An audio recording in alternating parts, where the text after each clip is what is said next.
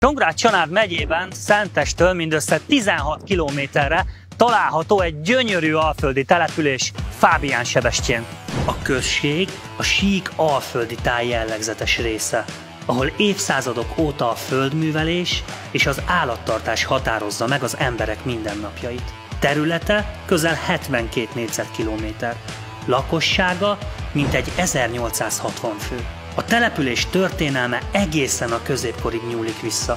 A tatárjárás után kunokat telepítettek a környékre, majd Maróti János 1435-ben vízivárat építetett a helyiek védelmére, és templomot alapított a két védőszent, Szent Fábián és Szent Sebestyén tiszteletére. Ez a középkori templom a török hódoltság idején elpusztult. Ma ezek a romok őrzik a múlt emlékét. A neoromán stílusú Szent Erzsébet templom 1932-ben épült.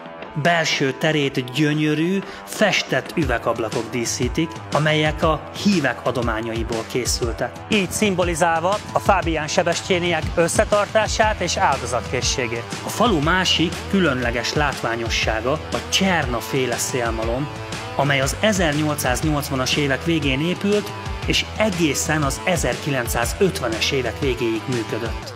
2001-ben teljes felújítást kapott. Így ma is a település egyik legértékesebb történelmi kincse. Fábián-Sebestyén kulturális életét tovább gazdagítja a Szoborpark, amelyben többek között Cseh Lajos faragványai található. A településen emellett II. Világháborús emlékmű is található, amely a háború áldozatai előtt tisztelet. Az itt élő emberek igazi szívből jövő közösséget alkotnak.